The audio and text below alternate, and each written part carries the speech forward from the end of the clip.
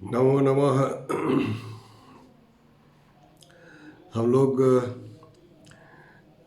पिछले एपिसोड्स में हम लोगों ने ईशोपनिषद पर चर्चा कर रहे थे। हम लोग उसी चर्चा को अब और आगे बढ़ाते हैं।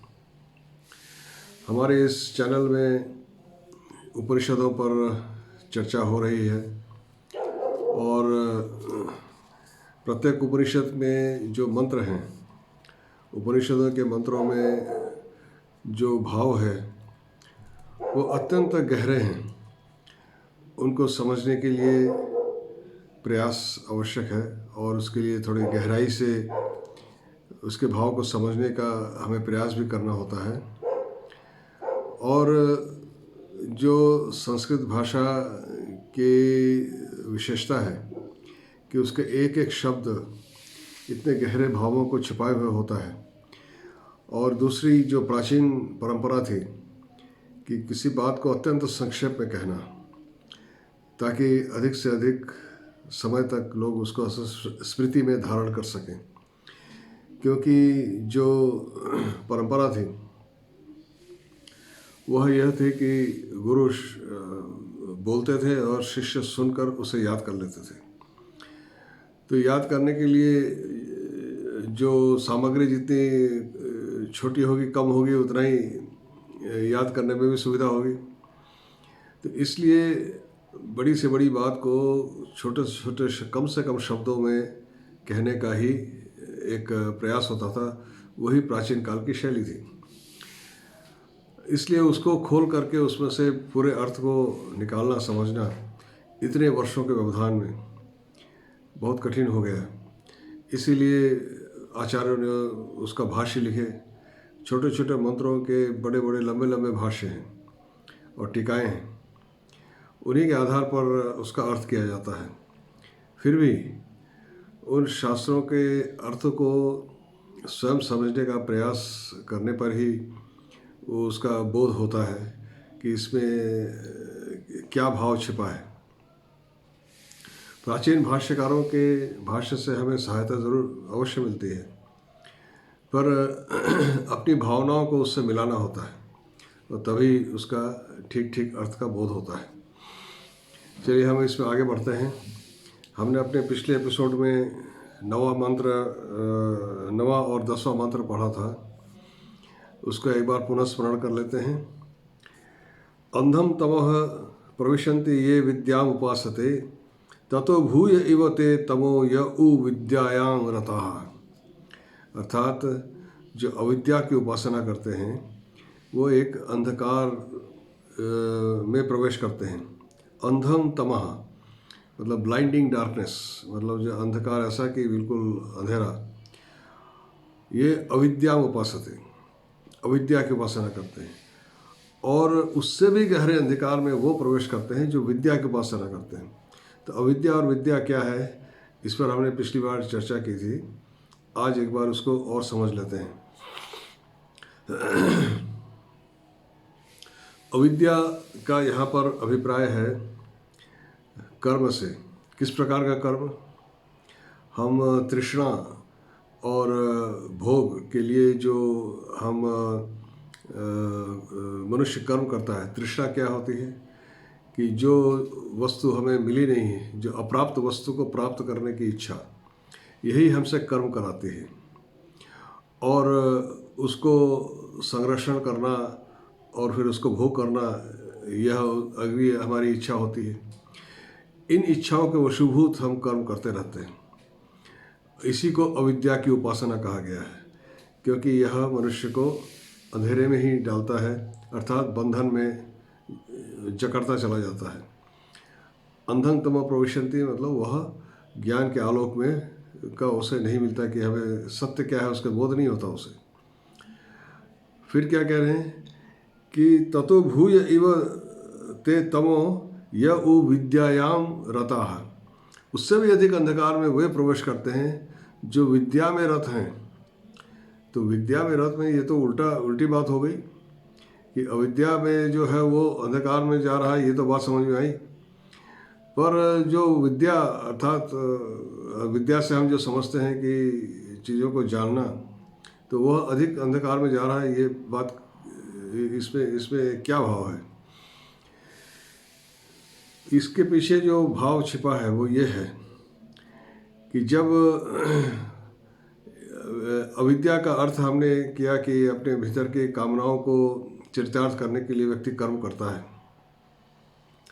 पर कुछ लोग इन अपनी कामनाओं को नष्ट किए बिना ही, विद्या कहते हैं सत्य ईश्वर को पाने के लिए जो चेष्टा की जाती है वही विद्या की उपासना है।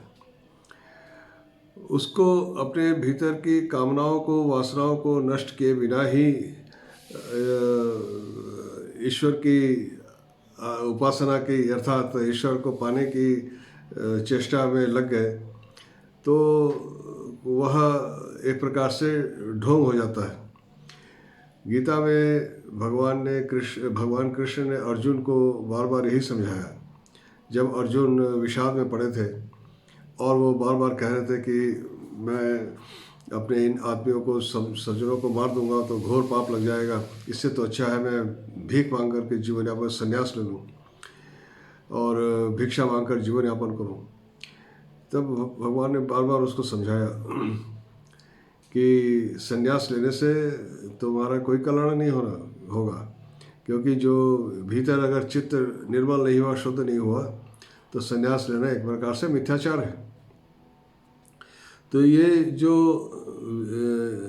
ततो भूय व तमो, मतलब उससे अधिक अंधकार में वो प्रवेश करते हैं जो मिथ्याचार करते हैं।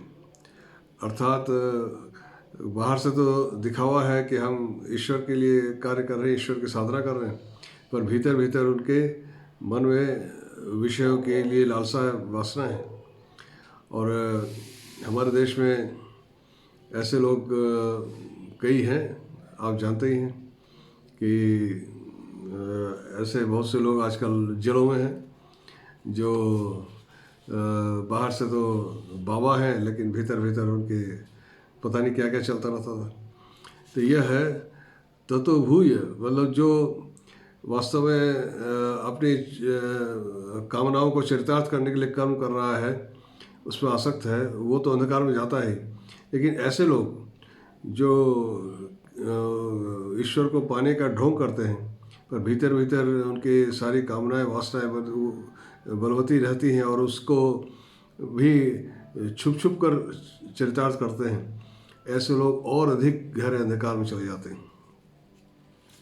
तो क्या कह रहे हैं 10वें मंत्र में, क्या कहा कि अन्य देव आहुर विद्यया अन्यदाहुर अविद्यया इति शुश्रुम धीराणाम ये नस्तद विचक्षिरे, मतलब जो हमारे प्राचीन लोगों ने हमसे जो बताया, कुछ कहते हैं कि विद्या के द्वारा जो होता है उसके कुछ फल प्राप्त होता है और विद्या के द्वारा कुछ और फल प्राप्त होता है। तो हमारे प्राचीनों ने अच्छी प्रकार हमें समझाया था, हमारे प्राचीन गुरुओं ने इसका क्या तात्पर्य है, उसका असली तात्पर्य हमें समझाया था। तो हमारे जो विचक्षिरे, मतलब विशेष प्रकार से बताया था।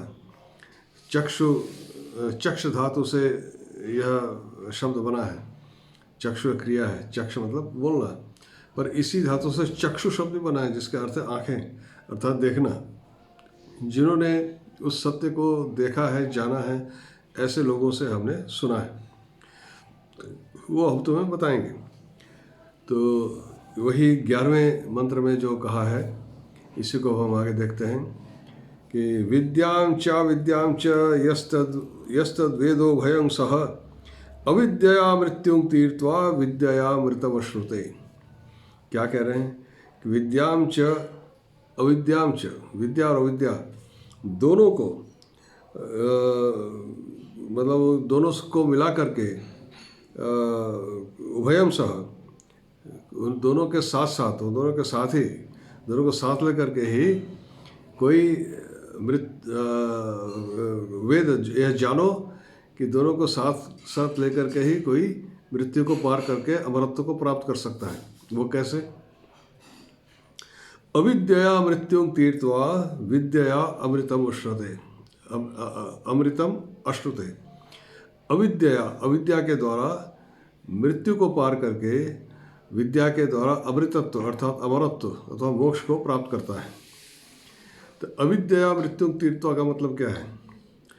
अविद्या का अर्थ है, अविद्या जिसे हमने अभी कहा कर्म, तो उस कर्म को करने की विधि है, उसको अविद्या कहा है, अर्थात कर्म करने को। आप इसको इस प्रकार से समझें कि जैसे एक नदी पार करनी है तो उसके लिए एक नाव चाहिए। एक नाव को बनाना यह कर्म है, पर उस नाव को बनाने की एक कौशल है। उसमें पानी नहीं जाना चाहिए। उसमें अगर छेद है और उसमें पानी जा रहा है तो नाव तो डूब जाएगी। उस नाव को पानी के ऊपर तैरते रहना है। अर्थात एक संसार में कर्म इस प्रकार से करना, वही नाव कर्म का उद्देश्य है। तो वो कर्म इस प्रकार से करना है कि उसमें आसक्त ना हो, नाव उस पानी में डूबे ना। निष्काम कर्म, उस कर्म को करते करते चित्त शुद्ध होता है। पर नाव पानी में अगर केवल तैर रहा है, तैर रही नाव, तो उसे कोई दिशा नहीं मिल रही। अगर नदी को पार करके दूसरे किनारे पर जाना है तो जो नाविक है उसको चप्पू से उसको खेना पड़ेगा, एक दिशा में चलना पड़ेगा। यह है विद्या, अर्थात जो शास्त्रों से, आचार्यों से, गुरुओं से जो सीखा है, जाना है कि उसको प्राप्त करने के लिए क्या करना पड़ेगा, वो साधन की विधियाँ और वो चित्त को शुद्ध करना, कर्म के द्वारा चित्त को शुद्ध करना, ये पहला है। ये अविद्या, इसी के नाव नहीं होगा तो नदी को पार नहीं कर सकते। अविद्या मृत्युं तीर्थवा, और विद्या अर्थात गुरु से जो ज्ञान प्राप्त हुआ है उसके द्वारा दिशा प्राप्त करते हुए उसमें पार करके लक्ष्य पर पहुंचना, उस पार पहुंचना, तो वो अमृतत्व अश्नुते। अविद्या कर्म के द्वारा, निष्काम कर्म के द्वारा चित्त शुद्धि करते हुए, और विद्या अर्थात जो साधन के विषय में जो हमारे शास्त्रों ने, गुरुओं ने जो बताया है, उसका साधन करते हुए अमरत्व को वह प्राप्त होता है। विद्या अमृतम अश्नुते, अश्नुते मतलब प्राप्त करता है, वहाँ पहुँचता है। तो यह इस मंत्र का भाव है कि अविद्या का अर्थ है निष्काम कर्म के द्वारा। और क्योंकि अभी इसको पिछले मंत्र में उन्होंने कहा कि हमारे गुरुओं ने विचक्षिरे क्या बताया कि विद्या क्या है, अविद्या क्या है, इनके अलग अलग फल हैं और उनका वास्तविक अर्थ उन्होंने हमको बताया था। और वही अब हम इति शुश्रुमा, हमने उनसे सुना था। इति शुश्रुमा धीराणाम, धीराणाम मतलब उनसे, धीर मतलब जो इसको उपलब्धिवान जो हमारे प्राचीन ऋषि हैं, उनसे हमें सुना था। शुश्रुमा हमने सुना था। शुश्रुमा भूतकालिक क्रिया है, हमने उनसे सुना था। और तो सुना था तो अब वो हम तुमको बता रहे हैं। तो क्या है उसका तात्पर्य क्या था? तो अविद्या मृत्यु तीर्थया विद्या अमृतम अश्नुते। अविद्या, इस जानो कि अविद्या के द्वारा ही मृत्यु को पार किया जाता है और विद्या के द्वारा मोक्ष प्राप्त होता है। तो ये इसी प्रकार से इसको जो तुलनात्मक जो उपमा दी है, उपमा के द्वारा इसको हमने समझने का प्रयास किया है कि तीर्थवा का मतलब तैरना, नदी के ऊपर जब जो नाव तैर करके नदी पार करते हैं, वही उसका अर्थ है कि मृत्यु को अगर एक नदी की तरह देखा जाए तो उसको नौका से पार होना है। वो नौका क्या है? कर्म, अविद्या, उसके द्वारा करना है। तो यह जो विद्या और अविद्या की बात कही है, इसके बाद 12वें मंत्र में जो बात कही है कि इसमें भी फिर आगे एक और बात है। यही बात इतना तो अविद्या और विद्या के बारे में कह दी, उसके बाद और भी कुछ है। अंधम तमः प्रविशन्ति ये असंभूति उपासते ततो भूय इवते तमो य उ संभूत्याम रताः। कि अंधम तमः प्रविशन्ति ये असंभूति उपासते, वही उसी प्रकार से अंधकार में वे लोग प्रवेश करते हैं जो असंभूति की उपासना करते हैं। संभूति का मतलब होता है व्यक्त, जो चीज़ व्यक्त है जो हमें दिख रही है, और असंभूति का अर्थ है अव्यक्त, जो हमें नहीं दिख रहे। और